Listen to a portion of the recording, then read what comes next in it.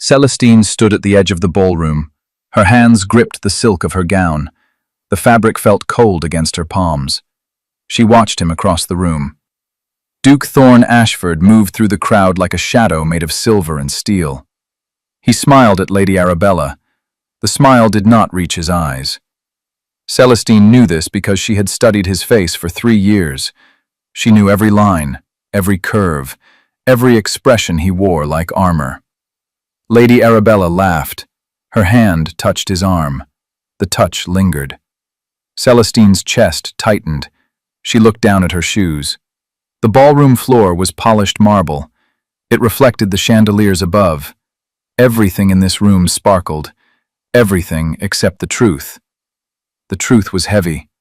It sat in her throat like a stone. "You should say something," her friend Margaret whispered beside her. Margaret's voice was soft but urgent. "You should tell him." Celestine shook her head. Her dark curls moved against her shoulders. "There is nothing to say." "There is everything to say." But Celestine stayed silent. She had always stayed silent. 3 years ago, her father had made a promise to the Duke's father. The promise was simple. Celestine would marry Thorne when she came of age. The promise was written in letters, signed with seals, witnessed by lawyers. But the promise was never spoken aloud. Not to Celestine, not to Thorne. And so Thorne did not know. He moved through the world unaware that his future was already decided. Unaware that the quiet girl who watched him from across every ballroom was meant to be his. Celestine preferred it that way, or she told herself she did. "He is courting her," Margaret said. Her voice cracked on the word courting. "Everyone says he will propose before the season ends." Celestine's fingers tightened on her gown. "Then he will propose." "But you are his—" "He does not know," Celestine interrupted. Her voice was calm, too calm. "And I will not tell him." Margaret stared at her. "Why?" Celestine finally looked up. Her eyes found Thorne again. He was taller than most men in the room. His hair was dark as midnight. His jaw was sharp. His eyes were the color of a storm. He looked at Lady Arabella, but his gaze was distant. "Because," Celestine said softly, "if he wants to marry her, then he does not want to marry me." Margaret opened her mouth to argue, but Celestine turned away. She walked toward the terrace doors. The night air called to her. She needed to breathe. Outside, the garden was quiet. Lanterns hung from iron posts. They cast soft light on the stone paths. Celestine walked until she found a bench hidden behind rose bushes. She sat down. She closed her eyes. The promise had been made when she was 15. Her father had told her one afternoon in his study. He had smiled. He had called it a blessing. "You will be a duchess," he had said. "The Ashford family is powerful, respected. This match will secure our future." Celestine had nodded. She had smiled back. She had played the part of the grateful daughter. But inside she had felt hollow, because Thorne had never looked at her. Not truly. She was a shadow in his world, a name he might remember if someone reminded him. And now he looked at Lady Arabella. Celestine opened her eyes. She stared at the roses. They were red, deep and dark like blood. She wondered what it felt like to be chosen, to be wanted, not because of a promise written in ink, but because someone saw you and could not look away. Footsteps crunched on gravel. Celestine's heart jumped. She turned. Thorne stood at the edge of the garden path. His hands were in his pockets. His expression was unreadable. "Miss Celestine," he said. His voice was low, smooth. It moved through the air like smoke. She stood quickly, too quickly. She nearly stumbled. "Your Grace." He walked closer. The lantern light touched his face. His eyes were darker than she remembered. Tired. "You left the ballroom," he said. "I needed air." "So did I." They stood in silence. The garden seemed to hold its breath. Celestine searched for something to say, something light, something forgettable. But Thorn spoke first. "You have been avoiding me." Her heart stopped. "I have not." "You have." He tilted his head. His gaze pinned her in place. "For weeks now. Every time I approach, you disappear." Celestine swallowed. "You are mistaken." "Am I?" She could not hold his gaze. She looked at the roses again. "You have been occupied. With Lady Arabella." The silence stretched. When she finally looked back, Thorn's jaw was tight. His hands had come out of his pockets. They hung at his sides, tense. "Lady Arabella is a friend," he said. "She does not look at you like a friend." The words came out before Celestine could stop them. Her face burned.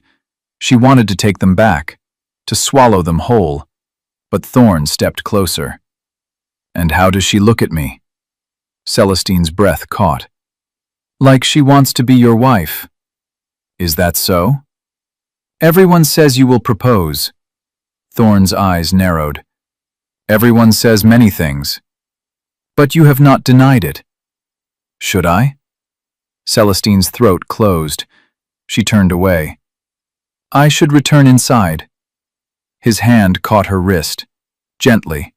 His touch was warm. It burned through her glove. "Wait," he said. She stopped, but she did not turn around. "Why do you care?" Thorn asked.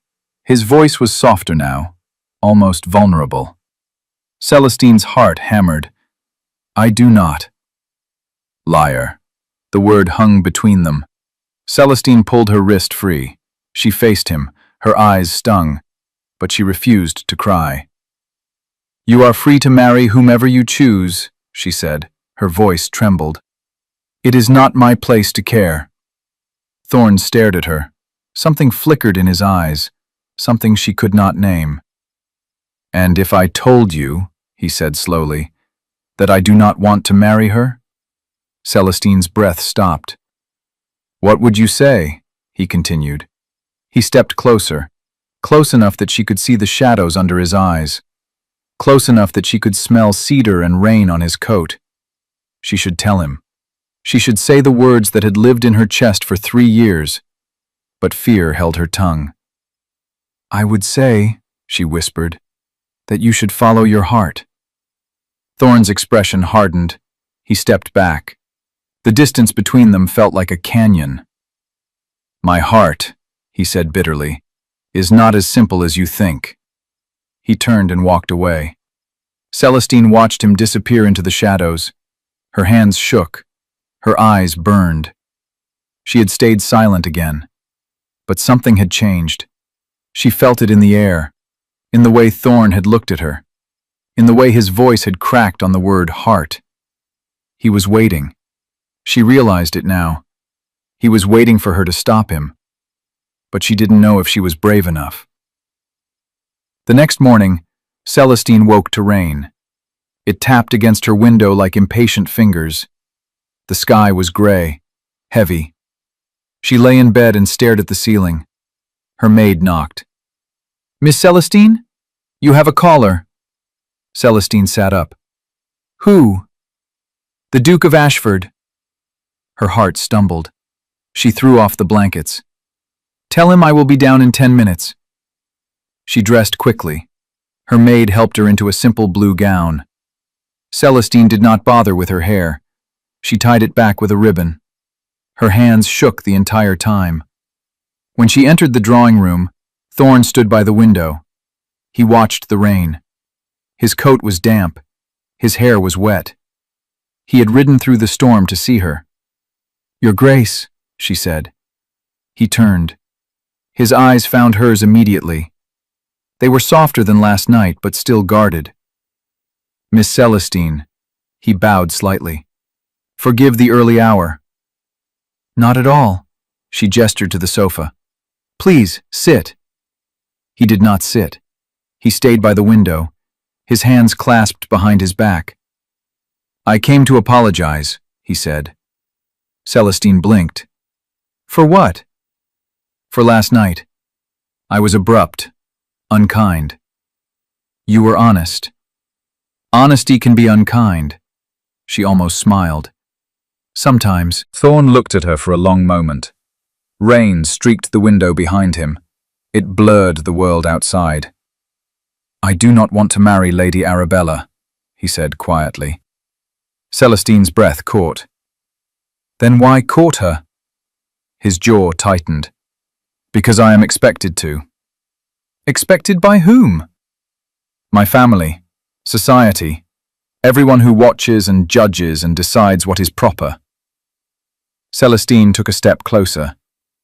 And what do you want? Thorn's eyes darkened.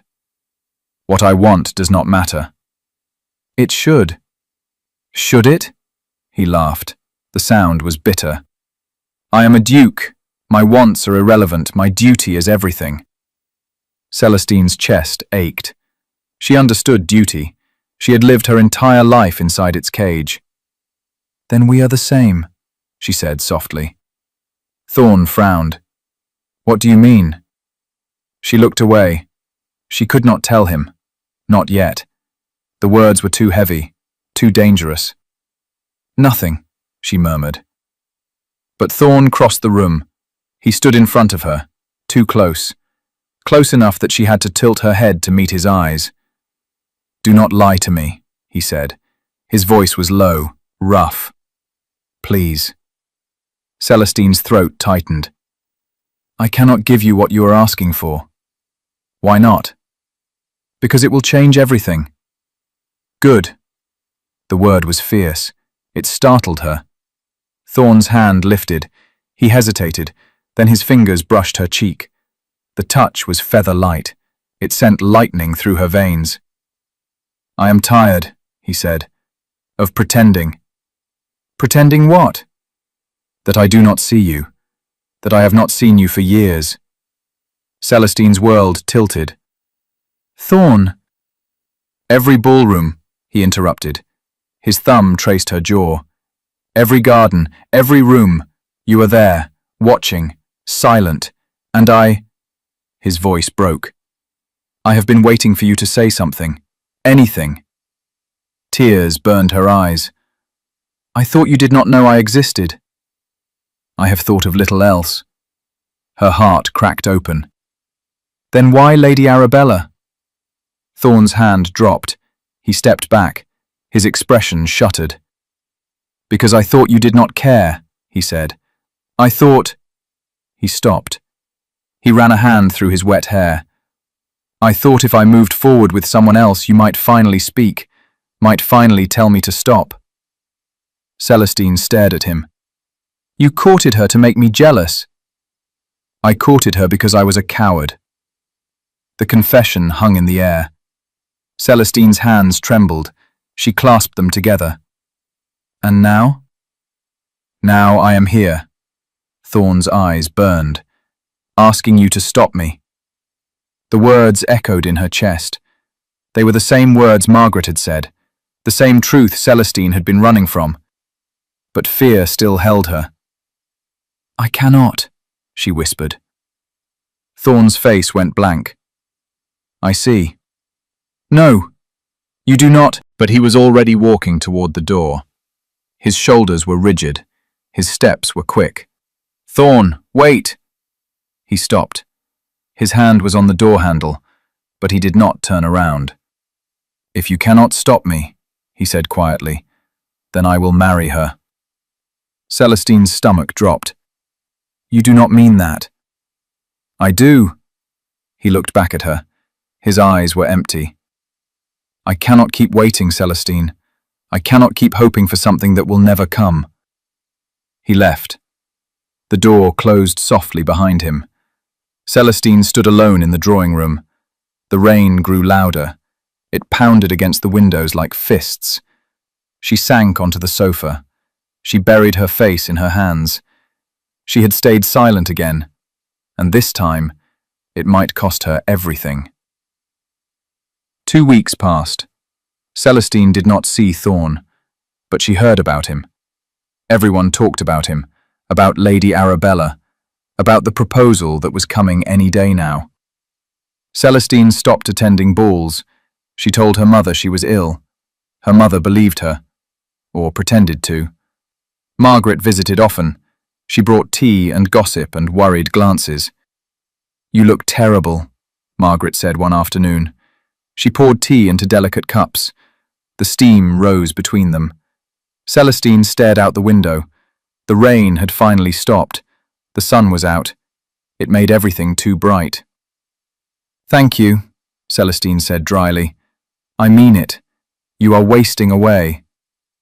"I am fine." "You are not." Margaret set down the teapot. "You need to tell him." Celestine closed her eyes. "It is too late." "It is not. He has not proposed yet." "He will." "Then stop him." Celestine turned to her friend. "How? How do I stop him when he does not want to be stopped?" Margaret's expression softened. "He came to you, Celestine. He asked you to stop him. That is not the action of a man who wants to marry someone else." "But I said nothing. I let him walk away." "Then go to him now." Celestine shook her head. "I cannot." "Why not?" "Because—" She stopped. Her throat closed.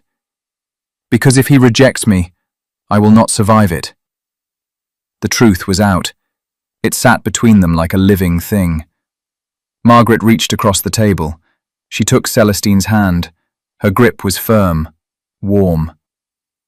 "You are already dying," Margaret said gently. "Silence is killing you. At least fighting gives you a chance." Celestine's eyes burned. "I'm afraid." "I know." "What if I tell him everything and he still chooses her?" "Then you will know, and you can begin to heal." Celestine pulled her hand away. She stood. She walked to the window. Outside, children played in the street. They laughed. They chased each other. They were free. She envied them. "There is something I have not told you," Celestine said quietly. Margaret stiffened. "What?" "A promise was made, when I was 15, between my father and Thorn's father." "What kind of promise?" Celestine's reflection stared back at her from the glass. She looked pale, haunted. "A marriage promise," she said. "I am supposed to marry Thorn. It was decided years ago." Margaret's teacup clattered against the saucer. "What?" "He does not know. No one told him. My father wanted to wait until I came of age. But then Thorn's father died, and my father became ill, and the promise was never spoken aloud." Margaret stood. She crossed the room. "Celestine, this changes everything." "Does it?" "Yes. You have a claim, a legal claim." "A claim he knows nothing about." Celestine turned. "What do I do? Show him a piece of paper and demand he marry me? Force him into a life he did not choose? He is choosing a life he does not want, because he thinks he has no other option. Then give him one." Celestine's chest ached. "What if he hates me for it? What if he sees the promise as a trap? What if he sees it as a gift?" The words settled over Celestine like snow. Soft, cold, possible. She thought of Thorn's face in the garden, the way he had looked at her, the way his voice had cracked when he said, "Heart." Maybe Margaret was right. Maybe Thorn had been waiting for her, not just to stop him, but to claim him. "I need to see the promise," Celestine said. "The original document." Margaret nodded. "Where is it?" "My father's study, locked in his desk." "Then let us go." They went upstairs. Celestine's father was in his bedroom. He had been bedridden for months. The illness had taken his strength but not his mind. Celestine knocked softly. "Father?" "Come in." She entered. The room smelled of medicine and old books. Her father lay propped against pillows. His face was thin. His eyes were bright. "Celestine," he smiled. "What brings you here?" She sat on the edge of his bed. I need to ask you something. Anything. The promise you made to the late Duke of Ashford about my marriage to Thorn. Her father's smile faded. What about it? Does it still stand? He studied her face. Why do you ask? Because Thorn is courting someone else, and he does not know about the promise. Her father sighed. He looked older suddenly, tired. I should have told him, he said, after his father died, but I was a coward. I thought...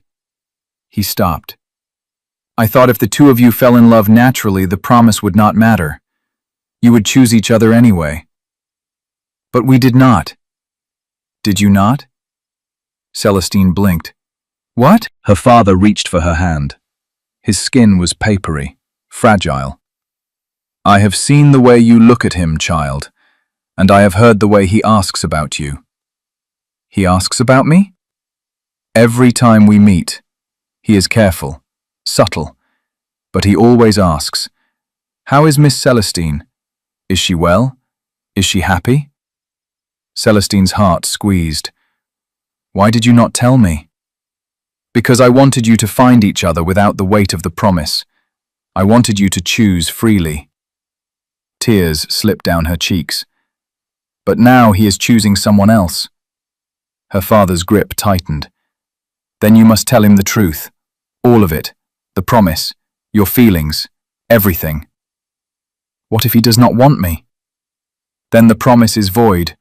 I will not force you into a loveless marriage. Neither of you.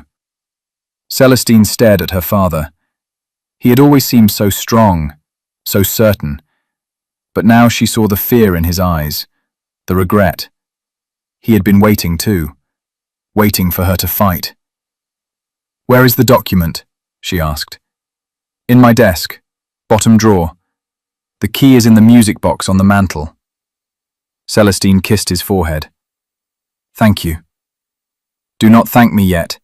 You still have to face him. She tried to smile. I know. She found the key. She opened the desk. The document was wrapped in blue silk. The paper was yellowed. The ink was faded, but the words were clear. She read it twice. Her heart pounded the entire time. It was real. The promise was real. She was meant to be Thorn's. But only if he wanted her too.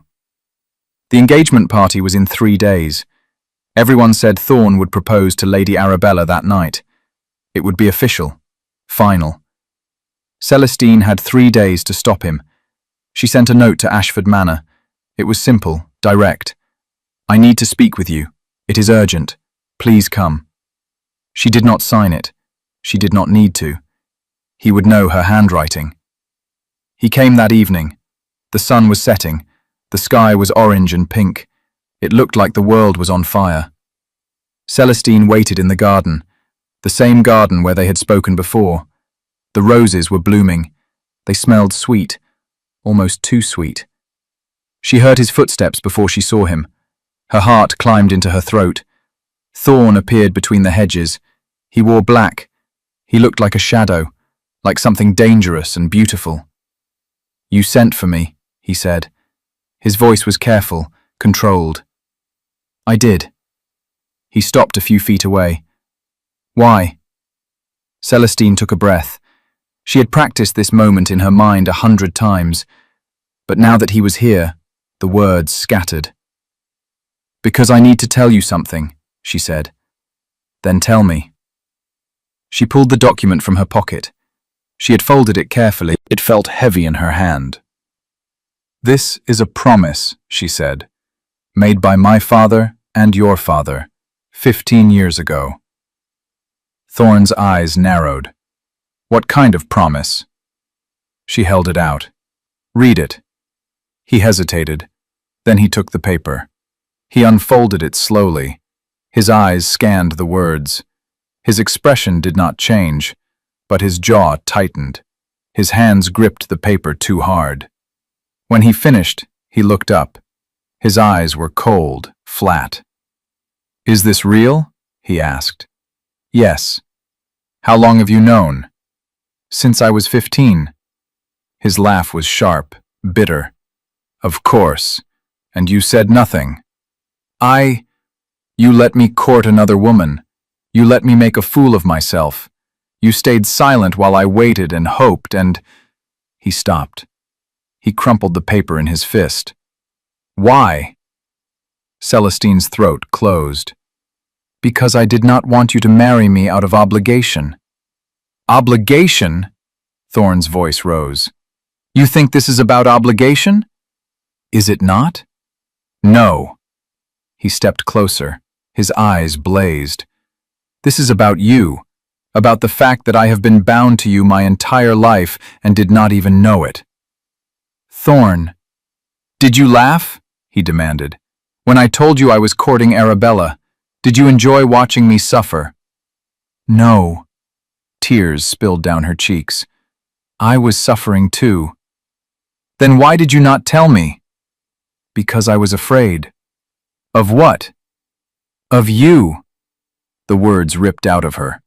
Of loving you, of the promise, of everything. Thorne froze. Loving me? Celestine covered her face. Sobs shook her shoulders. She could not stop them. They had been building for years. I have loved you since I was 15, she choked out. I have watched you, waited for you, hoped you might see me, but you never did. And when you started courting Arabella, I thought... She gasped for air. I thought you would never want me, promise or not. Silence. Celestine could not look at him. She could not bear to see his face, to see rejection, disgust, pity. But then his hands were on her shoulders, gentle, warm. Look at me, he said. She shook her head. Celestine, look at me. She forced herself to meet his eyes. They were not cold anymore. They were burning, alive. I have seen you, Thorne said. His voice was rough, raw. Every day, every moment, I have seen you.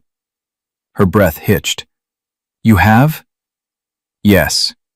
His hands moved to her face. He cradled her cheeks. His thumbs wiped away her tears. I thought you did not want me. I thought you saw me as nothing more than a title, a duty. So I courted Arabella because I could not stand the distance anymore. I thought... His voice cracked. I thought if I moved on, the wanting would stop. Did it? No. He rested his forehead against hers. It only got worse. Celestine's hands gripped his coat. I am sorry. I should have told you sooner. I should have asked. Why did you not? Because I was afraid too. They stood like that, foreheads pressed together, breaths mingling. The garden faded around them. The promise, Celestine whispered. Do you hate it? Thorne pulled back. He looked into her eyes. No. Truly? I do not need a promise to want you. His voice was fierce. I would choose you without it, 1,000 times over. Celestine's heart broke open. Thorne. He kissed her. It was soft at first, tentative, like he was afraid she might disappear. But then she kissed him back. Her hands slid into his hair, his arms wrapped around her waist. The kiss deepened. It was everything she had imagined and more. When they finally pulled apart, they were both breathless. Thorne's eyes were dark. His lips were red. I need to end things with Arabella, he said. Celestine nodded. I know. She will be hurt. I know. But I cannot marry her, not when I belong to you. The words sent heat through her. Do you? Yes. He kissed her forehead, her nose, her lips again. I always have. The next morning, Thorne went to see Lady Arabella. Celestine stayed home. She paced her room. She could not sit still. Her heart was too full, too frightened. Margaret visited. She brought pastries and reassurance. He will do the right thing, Margaret said. I hope so. He loves you, Celestine. I saw it in his eyes last night when he left your house. He looked like a man reborn. Celestine smiled despite herself. He kissed me, Margaret gasped. He did? Yes. And? And it was perfect. Celestine's cheeks burned. Margaret, I think I am going to marry him. Margaret hugged her. Of course you are. You were always going to marry him. They laughed. It felt good. It felt like hope. But then a knock came at the door. A servant entered. His face was pale. Miss Celestine, he said, you have a visitor. Who? Lady Arabella. The room went cold. Margaret's hand tightened on Celestine's arm. Show her in, Celestine said. The servant nodded and left. Celestine stood. She smoothed her dress. Her hands shook. Lady Arabella entered. She was beautiful. Golden hair, blue eyes, perfect posture. But her face was pale. Her eyes were red. Miss Celestine, she said. Her voice was calm, too calm. Lady Arabella. Celestine gestured to the sofa. Please, sit. Arabella sat. She folded her hands in her lap. Margaret excused herself quietly. The door closed. The two women sat in silence. Finally, Arabella spoke. He told me. Celestine's stomach twisted. What did he tell you? That he cannot marry me, that his heart belongs to someone else. Arabella's voice cracked. To you. Celestine's chest ached. I am sorry. Are you? The question was sharp. Celestine flinched. I did not intend to hurt you, Celestine said carefully. I did not ask for this. Did you not? Arabella's eyes flashed. You have had him this entire time. A promise, a claim, and you said nothing. You let me believe I had a chance. I did not know. You knew. Arabella stood, her hands clenched at her sides. You knew he was not yours to take, and yet you took him anyway. Celestine stood too. I did not take him. He chose me. Because of a piece of paper. No, because he wants to. Arabella's laugh was bitter. Wants to, or has to? Celestine's temper flared. He does not have to do anything. The promise is not binding.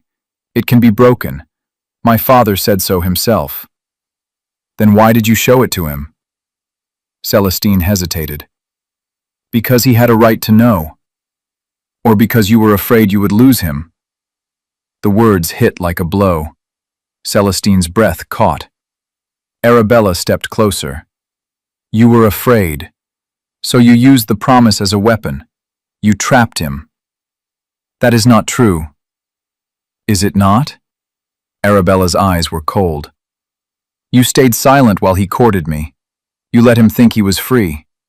And then, when he was about to move on, you pulled out your little document and reminded him of his chains. Tears burned Celestine's eyes. You are wrong. Am I? Then tell me. If the promise did not exist, would he still choose you? The question hung in the air. It pressed against Celestine's chest. It squeezed the breath from her lungs. Would he? She thought of Thorne's face last night, his words, his kiss. But doubt crept in, cold and insidious. Yes, she said, but her voice wavered. Arabella heard it. She smiled. It was a sad, cruel smile. You do not even believe it yourself. She turned and walked toward the door. But she stopped. She looked back. I hope he makes you happy, Arabella said softly. I hope you do not spend the rest of your life wondering if he stayed because he wanted to, or because he had to. She left. Celestine sank onto the sofa. Her hands covered her face. Sobs tore through her. She could not stop them. The door opened. Margaret rushed in. "What happened?" "She is right," Celestine gasped. "Margaret, she is right. I used the promise. I trapped him." "No, you did not." "Then why does it feel like I did?" Margaret knelt in front of her. She gripped Celestine's hands. "Because you are afraid, but fear does not make her words true." "How do I know?" "How do I know he wants me and not the promise?" "You ask him." Thorn returned that afternoon. He looked exhausted. His eyes were shadowed, but he smiled when he saw Celestine. "It is done," he said. "Arabella knows. I ended it." Celestine's heart twisted. How did she take it? "Not well, but she will recover. She is strong." Celestine nodded. She could not meet his eyes. Thorn frowned. "What is wrong?" "Nothing." "Celestine." He crossed the room. He tilted her chin up. "Do not lie to me, please." She pulled away. "Lady Arabella came to see me." Thorn's face darkened. "What did she say?" "She said I trapped you, that you only chose me because of the promise." "That is ridiculous." "Is it?" Celestine turned to him. "Tell me honestly, Thorn. If the promise did not exist, would you still want to marry me?" He stared at her. "Of course." "How do I know? How do either of us know?" Thorn's jaw tightened. "Because I am telling you." "But the promise exists. We cannot undo it. We cannot pretend it does not matter." "It does not matter." "It does to me." Her voice broke. "I need to know that you want me, not because you have to, not because our fathers decided, but because you choose me." Thorn was silent. He looked at her for a long moment. Then he reached into his coat. He pulled out the crumpled document, the promise. He walked to the fireplace. He threw it into the flames. The paper caught fire. It curled, blackened, turned to ash. Thorn turned back to her. His eyes were fierce. "There. It is gone. The promise is gone. Now what do you believe?" Celestine stared at the ashes. Her heart pounded. "You burned it." "Yes." "But that was... it was proof. It was nothing." Thorn closed the distance between them. He took her hands. "I do not need a promise to love you, Celestine. I do not need a piece of paper to tell me you are mine. I know it. I have always known it." Tears spilled down her cheeks. "How can you be sure?" "Because when I am with you, I am myself. Not a duke, not a title, just a man. A man who wants you more than anything in this world." Celestine's breath hitched. "Thorn." He dropped to one knee. Her heart stopped. "Marry me," he said. "Not because of a promise, not because our fathers wished it, but because I am asking, because I am choosing. Choose me back, Celestine, please." She stared down at him. Tears blurred her vision, but she saw him clearly. His eyes, his hope, his fear. He was waiting, just as he had always been waiting. And this time, she would not stay silent. "Yes," she whispered. His face broke into a smile. It was bright, blinding, beautiful. He stood. He pulled her into his arms. He kissed her. It was deep and desperate, and full of promises they would make to each other every day for the rest of their lives. When they pulled apart, they were both laughing, crying. "I love you," Thorn said. "I have loved you for so long." "I love you too." He rested his forehead against hers. "No more silence." "No more silence," she agreed. The wedding was planned for the end of the season. It would be small, intimate, just family and close friends.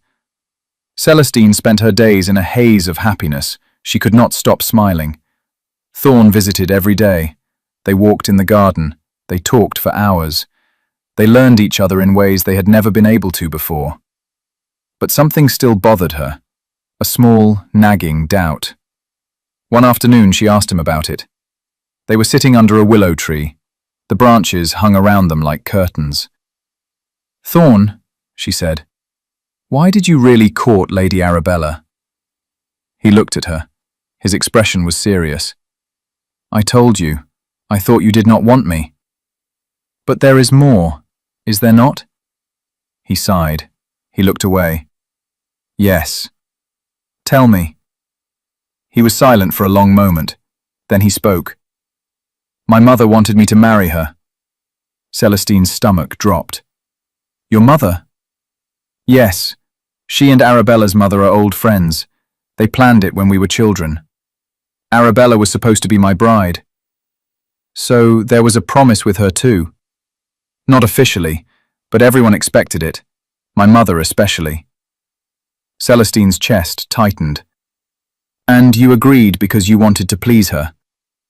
"I agreed because I thought it did not matter. I thought—" He stopped. "I thought I would never have you, so why not marry someone my mother approved of? But then I showed you the other promise." "Yes," he turned to her, "and I realized I could not do it. I could not marry someone I did not love, not even for my mother." Celestine's eyes burned. "Does she know? About us?" Thorn's jaw tightened. "She does." "And?" "She is not pleased." Celestine's heart sank. "She hates me." "She does not hate you. She is disappointed, but she will accept it." "Will she?" Thorn took her hands. "Celestine, I do not care if she accepts it. I am marrying you. Nothing will change that." But Celestine's doubt grew. She knew how powerful mothers could be, how they could poison love with disapproval. "I should meet her," Celestine said. "I should speak to her." Thorn's eyes widened. "Are you certain?" "Yes." He studied her face. Then he nodded. "Very well. I will arrange it." The Dowager Duchess lived in a manor on the edge of the estate. It was grand, cold. The walls were lined with portraits of stern-faced ancestors. Celestine's hands shook as she entered. Thorn walked beside her. His hand rested on the small of her back, steady, reassuring. They were shown into a drawing room. The Dowager Duchess sat by the window. She was beautiful, elegant. Her hair was silver. Her eyes were the same color as Thorn's, storm gray. "Mother," Thorn said. He bowed slightly. "This is Miss Celestine." The Dowager Duchess looked at Celestine. Her gaze was sharp, assessing. "Miss Celestine," she said. Her voice was cool. "I have heard much about you." Celestine curtsied. "Your Grace, it is an honor." "Is it?" The question was pointed. Celestine's heart raced. "Yes," she said. "I have wanted to meet you for some time." "Have you?" The Dowager Duchess gestured to a chair. "Sit." Celestine sat. Thorn remained standing. His hand rested on the back of her chair, protective. The Dowager Duchess folded her hands. "My son tells me you are to be married." "Yes, Your Grace." "Because of a promise made by your fathers." Celestine hesitated. "The promise was part of it, but not all of it." "What else?" Celestine met her gaze. "Love." The Dowager Duchess's expression did not change. "Love is not always enough." "Perhaps not, but it is a beginning." "And what of duty, responsibility, the reputation of this family?" Celestine's temper stirred. "I understand duty, Your Grace. I have lived my life bound by it, but I also understand love, and I will not apologize for wanting both." The Dowager Duchess's eyes narrowed. "You have a sharp tongue." "I have an honest tongue." Silence. Then, to Celestine's shock, the Dowager Duchess smiled. It was small, almost invisible, but it was there. "Good," she said. "This family needs honesty. We have had too many years of pretense." Celestine blinked. "Your Grace?" The Dowager Duchess stood. She walked to the window. She looked out at the gardens. "I wanted my son to marry Lady Arabella because she was safe, expected, easy. But he did not love her." "No." The Dowager Duchess turned. "And I have learned over the years that a loveless marriage is a slow death. I would not wish that on my son." Celestine's throat closed. "Thank you." The Dowager Duchess crossed the room.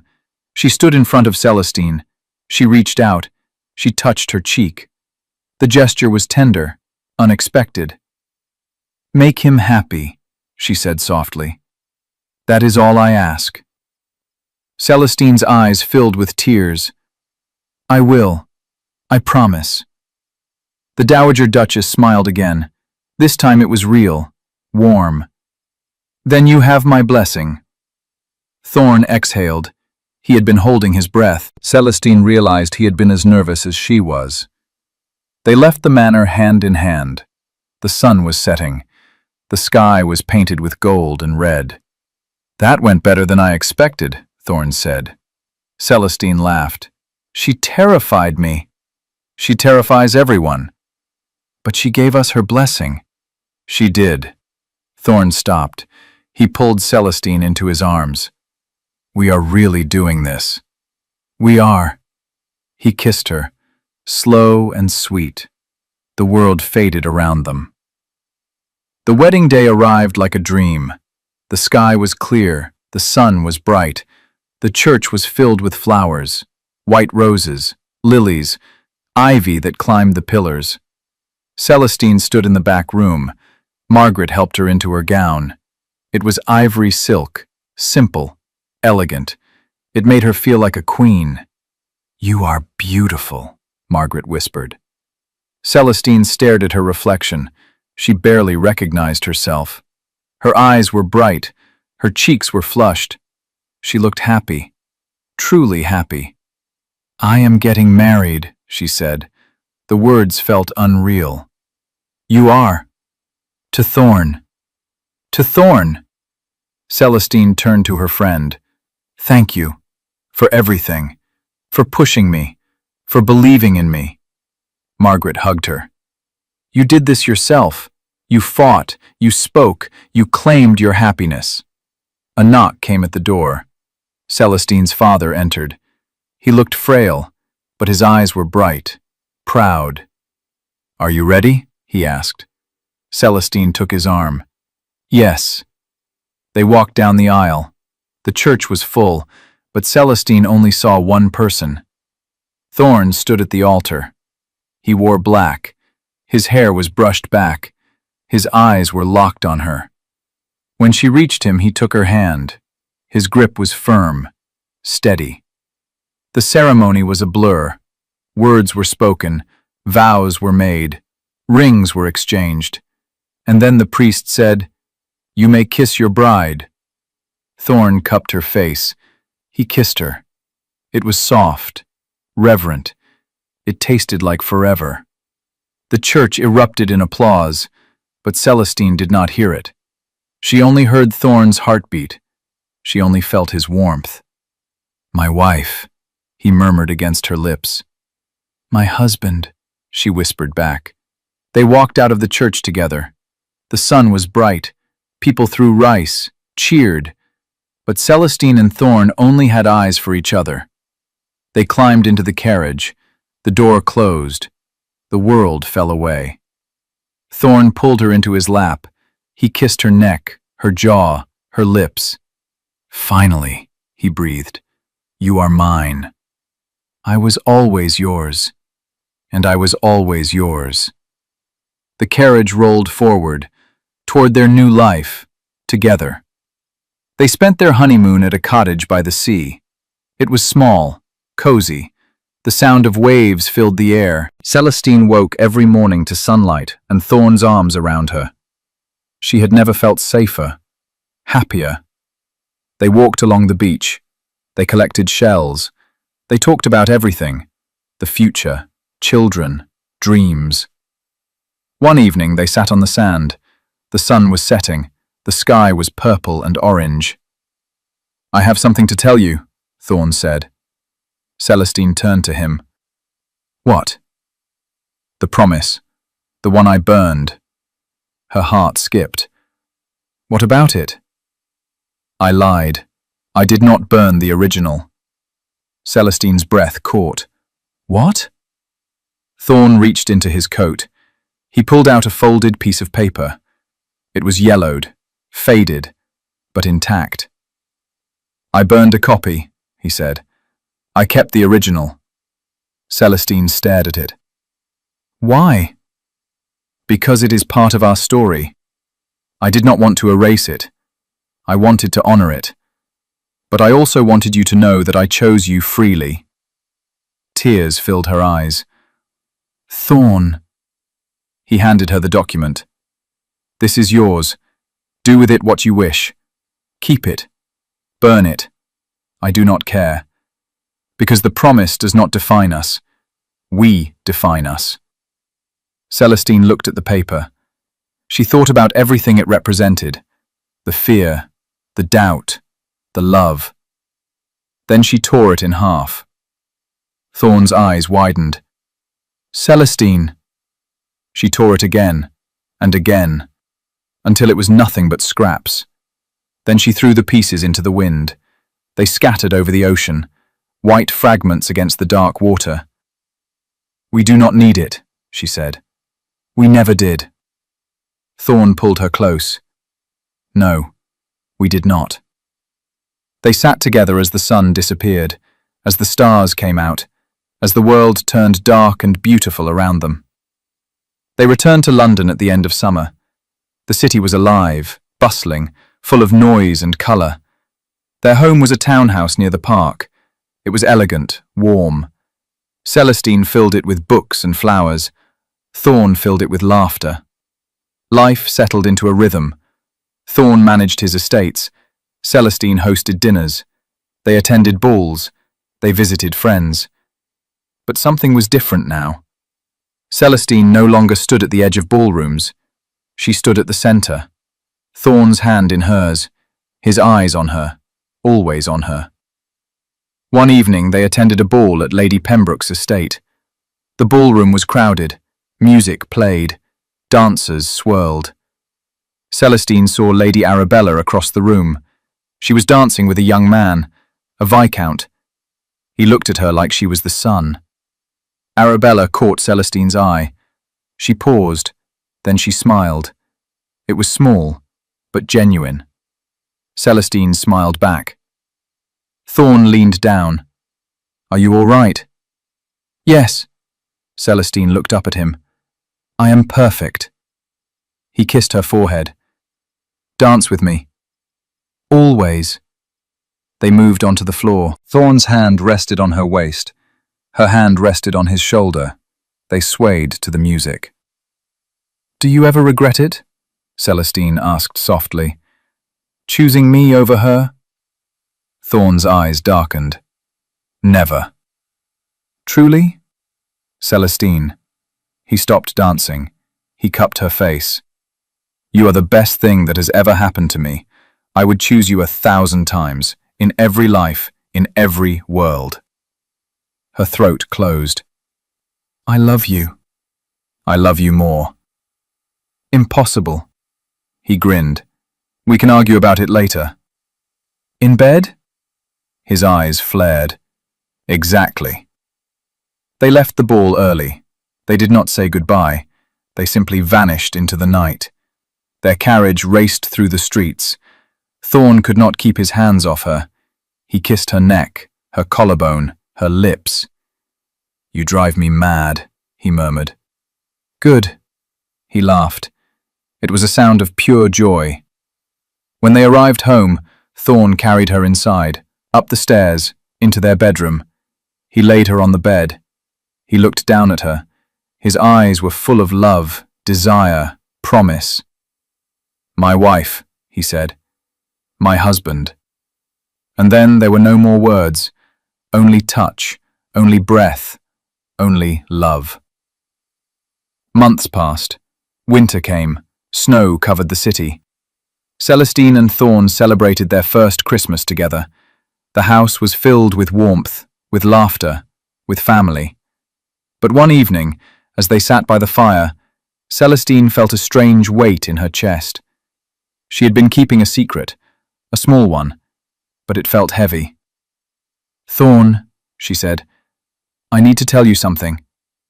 He looked up from his book. His eyes were soft, curious. "What is it?" She took a breath. "I am with child." Silence. Thorn stared at her. His face was blank, unreadable. Celestine's heart raced. "Did you hear me?" "Yes." His voice was hoarse. "And?" He set down his book. He crossed the room. He knelt in front of her. His hands gripped hers. "Say it again," he whispered. "I am with child." His eyes filled with tears. He pressed his forehead to her stomach. His shoulders shook. "Thorn?" Celestine's hands threaded through his hair. "Are you all right?" "I am..." His voice broke. "I am going to be a father." "Yes." He looked up. His face was wet, but he was smiling. It was the biggest smile she had ever seen. "We are going to have a baby," he said. "Yes." He stood. He pulled her into his arms. He held her so tightly she could barely breathe. But she did not care. She held him back just as tightly. "I love you," he said into her hair. "I love you so much." "I love you too." They stayed like that for a long time. The fire crackled, the snow fell outside, and inside, their world was perfect. The baby came in spring. The day was warm, sunny. Birds sang outside the window. Celestine labored for hours. Thorn stayed by her side the entire time. He held her hand. He whispered encouragement. He refused to leave. The midwife tried to send him out. "This is no place for a man," she said. But Thorn glared at her. "I am not leaving my wife." The midwife sighed, but she let him stay. When the baby finally came, Celestine was exhausted, sweaty. But when she heard the cry, loud and strong, her heart soared. "A girl," the midwife said. She placed the baby in Celestine's arms. Celestine stared down at the tiny face. She had dark hair, gray eyes. She was perfect. Thorn leaned over. His hand touched the baby's head. His eyes were wet again. "She is beautiful," he whispered. "She is." "What should we name her?" Celestine thought. She looked at her daughter, at Thorn, at the life they had built. "Hope," she said. "Her name is Hope." Thorn smiled. "Hope Ashford." "Yes." He kissed Celestine's forehead. Then he kissed Hope's. "Welcome to the world, little one." Hope yawned. Her tiny fist closed around Thorn's finger. And in that moment, Celestine knew. Everything she had fought for, everything she had feared, everything she had hoped for, it had all led to this room, this baby, this man, this love. Years passed. Hope grew. She was clever, curious.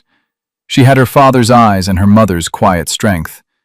They had 2 more children, a boy named Alexander and another girl named Rose. The house was always full of noise, laughter, life. Thorn and Celestine grew older together. Gray touched their hair. Lines formed around their eyes. But their love never faded. It only deepened.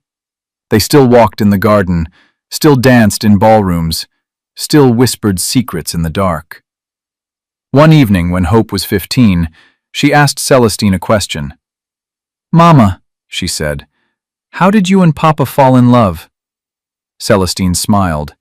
She thought of the ballrooms, the silence, the fear, the promises.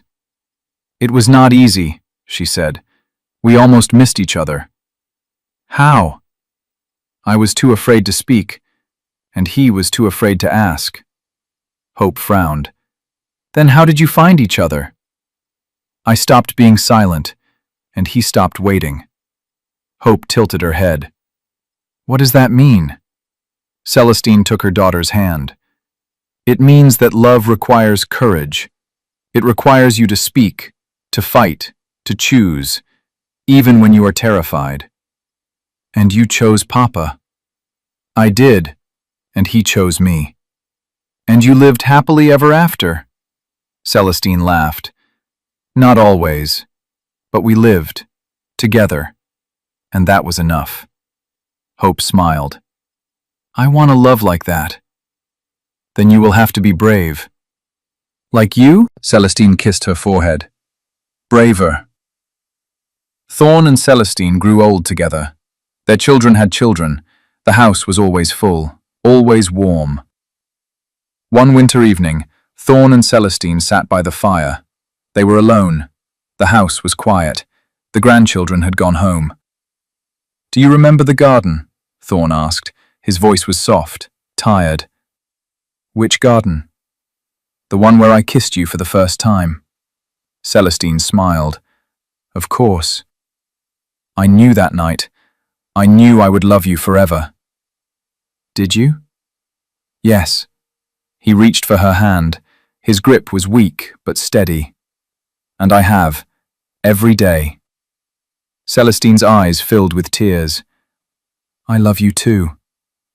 "I know," he smiled. "You tell me every day." "I will tell you every day for the rest of my life." "Promise?" "Promise." They sat in silence. The fire crackled. The snow fell outside. And when Thorn's eyes closed for the last time, Celestine held his hand. She whispered the words she had said 1,000 times. "I love you. I choose you. Always." Years later, Hope stood in the same garden. She was older now, married, a mother herself. She held a letter. It was old, faded, written in her father's hand. "My dearest Hope, if you are reading this, then I am gone. But I want you to know something. Your mother and I almost lost each other. We almost let fear and silence steal our happiness. But we fought. We chose. And because of that, we had a life full of love. Do not let fear silence you. Do not let doubt steal your joy. Speak. Choose. Love with everything you are. That is my legacy to you. Love always. Papa." Hope folded the letter. She looked at the roses. They were blooming, red and full. She thought of her mother, of her father, of the love they had built. And she understood. Silence was not always weakness. Sometimes it was patience. Sometimes it was strength. But love, true love, required a voice. And Hope would use hers.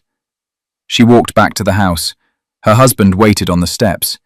He smiled when he saw her. "Are you all right?" he asked. She took his hand. "I am perfect." "Good." He pulled her close.